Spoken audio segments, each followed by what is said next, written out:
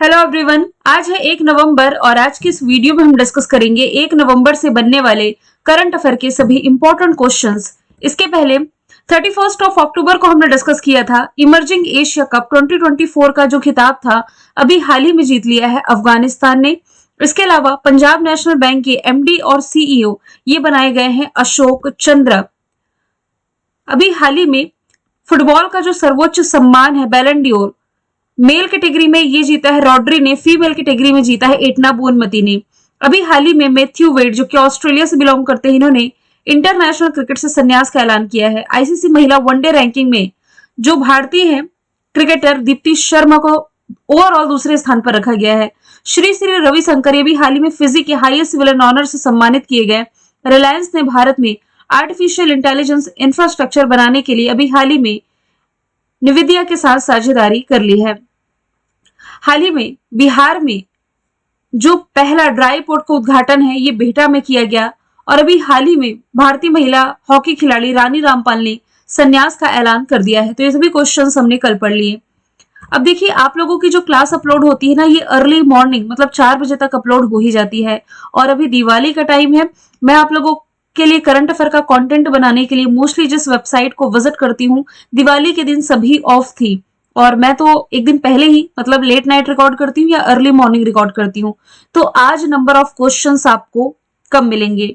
Daily current affair की class में जो हम 10 क्वेश्चंस देखते थे, यहाँ आज मैंने इंपॉर्टेंट ऐड करते हुए कुल 5 ही इंपॉर्टेंट क्वेश्चन ऐड किए हैं। ठीक है, तो चलिए शुरू कर लेते हैं। सवाल नंबर हमारा पहला है, भारत के बाद चाइना का जो BRI पहल है, बेल्ट एंड रोड इनिशिएटिव पहल, इसे किस देश ने अस्वीकारा है या आप कह सकते हैं इसे अस्वीकार करने वाला दूसरा ब्रिक्स कंट्री कौन बन गया है? तो ये भी हाल ही में बन गया है ब्राजील। ऑप्शन नंबर ए इसका राइट आंसर हो जाएगा। हाल ही में ब्राजील ने चाइना के इस बेल्ट एंड रोड इनिशिएटिव पहल में शामिल न होने का फैसला किया है और चाइना के साथ वैकल्पिक सहयोग की तलाश करते हुए अपनी खुद की बुनियादी ढांचा परियोजनाओं को प्रायोरिटी दी है, प्राथमिकता दी है। तो इस प्रकार से हम कह सकते हैं कि भारत के बाद ये ऐसा दूसरा ब्रिक्स कंट्री बना है जो कि BRI में नहीं शामिल हो रहा है। अब ये कंट्री है ब्राजील। ब्राजील की लोकेशन आप देख सकते हैं, साउथ अमेरिका का सबसे बड़ा देश, इसकी कैपिटल ब्राजीलिया, करेंसी रियल, राष्ट्रपति लूला दे सिल्वा हो जाएंगे। और मैं आपको फिर से बता देना चाहती हूँ, मेरे पैन टैब का इश्यू है, लगभग 2 से 3 दिन पहले मेरा लैपटॉप क्रैश हो गया जिसके कारण पुराना कंटेंट सारा गायब हो चुका है। इसे रिपेयर होने में कम से कम 3 से 4 दिन का टाइम लगेगा और अभी जितने भी दिन मैं आपको करंट अफेयर पढ़ा रही हूँ इसकी क्विज तो आपको टेलीग्राम में मिल जाएगी। PDF मेरा लैपटॉप रिपेयर होने के बाद ही मिल पाएगा। मतलब आप ये समझिए मंडे से ट्यूसडे तक आपकी सभी फाइलें करंट अफेयर की जो मैं डेली पढ़ा रही हूँ ये अपडेट हो जाएंगी। ठीक है, चलिए थोड़े कुछ करंट के फैक्ट हम रिलेट करें तो आप सभी को मालूम है अभी हाल ही में पाकिस्तान की जो राजधानी है इस्लामाबाद में संघाई कॉरपोरेशन ऑर्गेनाइजेशन का आयोजन किया गया था। इसी ऑर्गेनाइजेशन में यानी कि इसी इवेंट में भारत ने BRI में शामिल ना होने का फैसला किया था।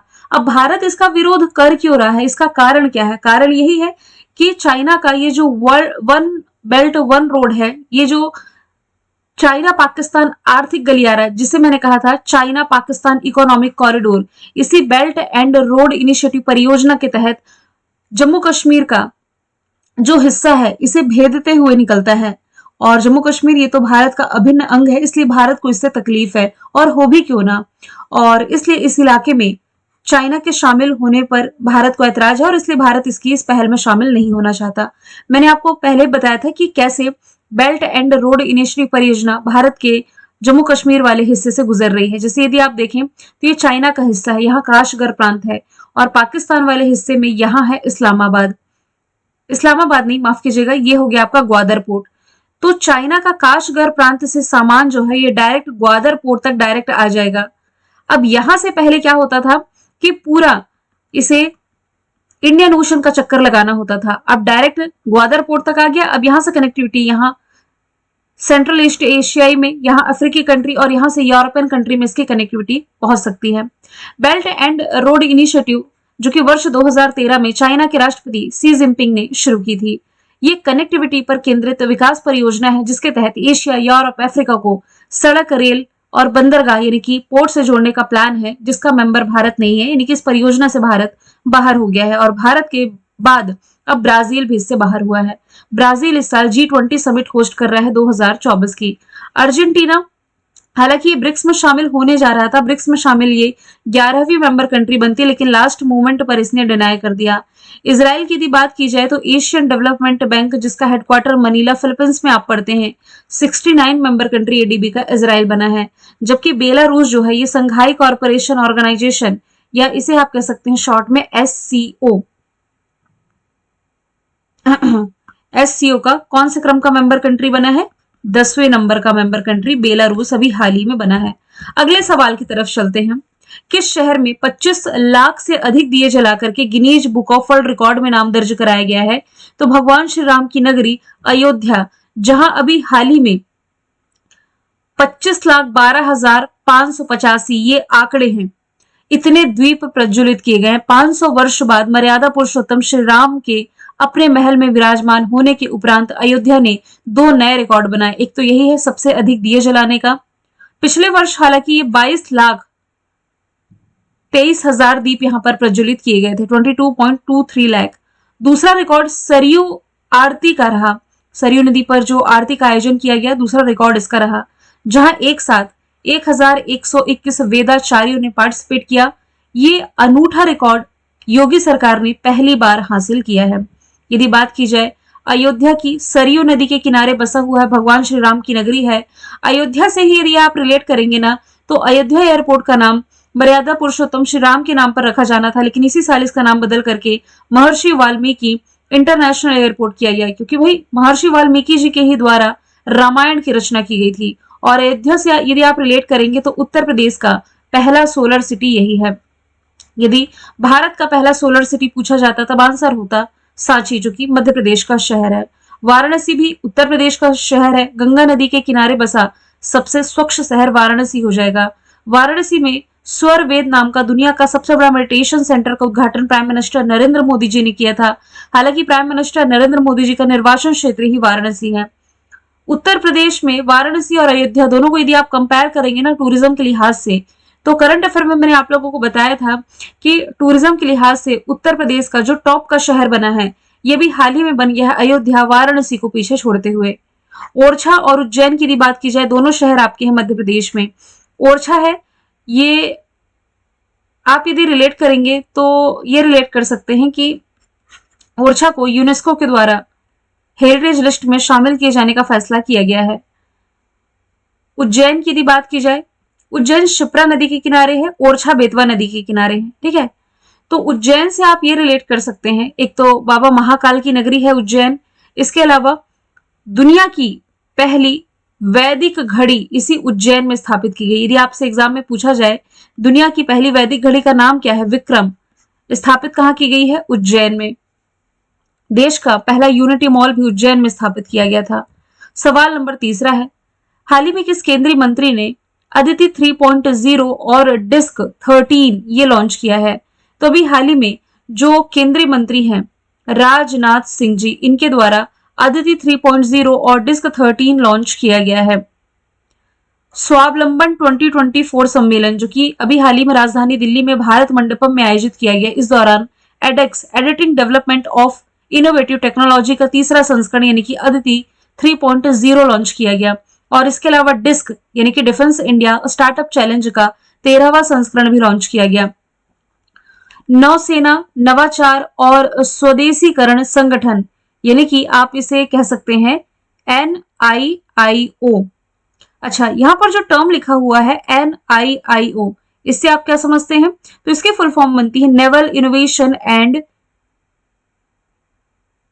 इंडिजेंशिएशन ऑर्गेनाइजेशन। यदि बात की जाए भारत मंडपम की, तो ये राजधानी दिल्ली में है। यहीं पर G20 का आयोजन किया गया था और यहीं पर ये जो समिट रही थी, मतलब कि स्वावलंबन समिट, यहाँ एडेक्स मतलब आप कह सकते हैं अदिति 3.0 और डिस्क 13 रक्षा मंत्री राजनाथ सिंह जी के द्वारा लॉन्च किया गया है। इन आयोजनों का उद्देश्य स्वदेशी डिफेंस तकनीकों और सेनाओं की कार्रवाई की क्षमता को बेहतर और भी ज्यादा एडवांस बनाना है। राजनाथ सिंह जी, इनका निर्वाचन क्षेत्र क्या है? इनका निर्वाचन क्षेत्र है लखनऊ, उत्तर प्रदेश, और ये हमारे वर्तमान समय में रक्षा मंत्री हो जाएंगे। तेजस विमान में उड़ान भरने वाले देश के पहले रक्षा मंत्री ये राजनाथ सिंह जी ही हो जाएंगे। और जितेंद्र सिंह की यदि बात की जाए तो केंद्रीय मंत्री जितेंद्र सिंह ने अभी हाल ही में तिरुअनंतपुरम एयरपोर्ट से स्वचालित, आप कह सकते हैं, एक indoor air quality monitoring facility launch की थी और इसका नाम क्या था? पवन चित्रा नाम था। अमित शाह वर्तमान में हमारे गृह मंत्री हैं। इनके द्वारा कुछ समय पहले ही 4 ऐप लॉन्च किए गए थे, ई सक्षम, न्याय सेतु, न्याय श्रुति और ई समन। अभी बीते 3 दिनों से पैंट ऐप चल नहीं रहा है। देखिए, जो नए स्टूडेंट होंगे मैं आपको बता दूं, ऐसा नहीं होता कि मैं बाकी चीजों को सिर्फ बोल रही हूँ, लिखती नहीं हूँ, लिखती हूँ। अभी 2-3 दिनों से सिस्टम में कोई दिक्कत हो गई जिसके कारण हमें मंडे तक वेट करना होगा, क्योंकि दिवाली के कारण सारी चीजें बंद हैं, तो वेट करने के अलावा कोई भी ऑप्शन नहीं है। निर्मला सीतारमन जी, ये हमारे वित्त मंत्री है, साथ ही जीएसटी परिषद की अध्यक्षता भी करती हैं और इन्होंने भी हाल ही में एनपीएस वात्सल्य योजना की शुरुआत करी थी। चौथे नंबर का सवाल है, किस महापुरुष के सम्मान में हर साल 31 अक्टूबर को राष्ट्रीय एकता दिवस मनाया जाता है, यानी कि नेशनल यूनिटी डे? तो सरदार वल्लभ भाई पटेल, लौह पुरुष वल्लभ भाई पटेल के सम्मान में मनाया जाता है राष्ट्रीय एकता दिवस। और इन्हीं की जो स्टेच्यू है, स्टेच्यू ऑफ यूनिटी, जो कि दुनिया की सबसे ऊंची प्रतिमा है, कहाँ है? तो ये है गुजरात के केवड़िया में। अब अक्टूबर महीने के अदर इंपॉर्टेंट डेज की मैं बात करूंगी, लेकिन इसके पहले आप अदर ऑप्शन को रिलेट कीजिए। 2 अक्टूबर को गांधी जी के सम्मान में अहिंसा दिवस मनाया जाता है। चौधरी चरण सिंह, देश के पूर्व प्रधानमंत्री, 23 दिसंबर इनके सम्मान में राष्ट्र किसान दिवस मनाया जाता है। नेताजी सुभाष चंद्र बोस के सम्मान में 23 जनवरी को मनाया जाता है पराक्रम दिवस। अक्टूबर का महीना खत्म हो चुका है, जल्द ही इसका मैं मंथली कंपाइलेशन प्रोवाइड कराऊंगी आपको। हमने पढ़ा है 1 अक्टूबर को अंतरराष्ट्रीय कॉफी दिवस, विश्व शाकाहारी दिवस, गांधी जयंती, अहिंसा दिवस, लाल बहादुर शास्त्री जयंती। 4 अक्टूबर है विश्व पशु दिवस। 5 अक्टूबर है विश्व शिक्षक दिवस, कंफ्यूज ना हुआ। 5 सितंबर आपका राष्ट्रीय शिक्षक दिवस है। फिर कपास दिवस, विश्व कपास दिवस है 7 अक्टूबर। भारतीय वायुसेना दिवस है 8 अक्टूबर। राष्ट्रीय डाक दिवस ये आपका 10 अक्टूबर है, जबकि विश्व डाक दिवस आपका होगा 9 अक्टूबर। इसके अलावा मानसिक स्वास्थ्य दिवस भी 10 अक्टूबर है। अंतरराष्ट्रीय बालिका दिवस 11 अक्टूबर। प्राकृतिक आपदा न्यूनीकरण का अंतरराष्ट्रीय दिवस 13 अक्टूबर। विश्व मानक दिवस 14 अक्टूबर। विश्व छात्र दिवस 15 अक्टूबर। विश्व खाद्य दिवस 16 अक्टूबर। विश्व ऑस्टियोपोरोसिस डे है 20 अक्टूबर। 24 अक्टूबर है यूनाइटेड नेशन डे और 29 अक्टूबर है आयुर्वेद दिवस, जिस दिन हमने धनवंतरी जी के सम्मान में धनतेरस मनाया है। अब कल्याणी में ऑफिशियल का ऐप यदि अभी तक आप लोगों ने डाउनलोड नहीं किया है तो डाउनलोड कर लीजिए। कुछ पीडीएफ इसमें अपडेट होनी रह गई है। मैं फिर से कहूंगी, सिस्टम यदि काम करना शुरू कर देता है जल्दी से मैं अपडेट कर दूंगी। बाकी डेली का फ्री कंटेंट बहुत सारा इसमें शेयर किया जाता है। डेली के करंट अफेयर की मैगजीन भी आज अपडेट हो जाएंगी और टॉपिक वाइज करंट अफेयर की सीरीज जो मैंने यूट्यूब पर चलाई थी, इसकी फ्री पीडीएफ यहीं पर है। मैराथन क्लास जो आपकी यहाँ पर मैंने कराई थी यूट्यूब पर अप्रैल से सितंबर, इसकी भी पीडीएफ कंटेंट, फ्री कंटेंट वाले सेक्शन में जाएंगे यदि आप ऐप में, तो वहां पर आपको मिल जाएगी। और इसके अलावा आप लोगों के लिए 3 कोर्सेस लॉन्च किए गए हैं, जिसमें कि कॉम्बो ऑफर जो 555 वाला है ये खत्म होने जा रहा है, खत्म हो चुका है। बाकी के आप परचेस कर सकते हैं, जिसमें कि ईयरली करंट अफेयर अभी ओपन है, स्टैटिक जीके और इसके अलावा वर्ल्ड मैप। ठीक है, लास्ट का सवाल आज का है, लेबनानी समूह हिजबुल्लाह, इसके नए प्रमुख कौन बनाए गए हैं? तो इसके नए प्रमुख के रूप में अभी हाल ही में नई कासिम की नियुक्ति की है। तो ऑप्शन नंबर ए इसका राइट आंसर हो जाएगा, नईम कासिम, जो कि लेबनानी समूह हिजबुल्लाह के नए प्रमुख बन गए हैं।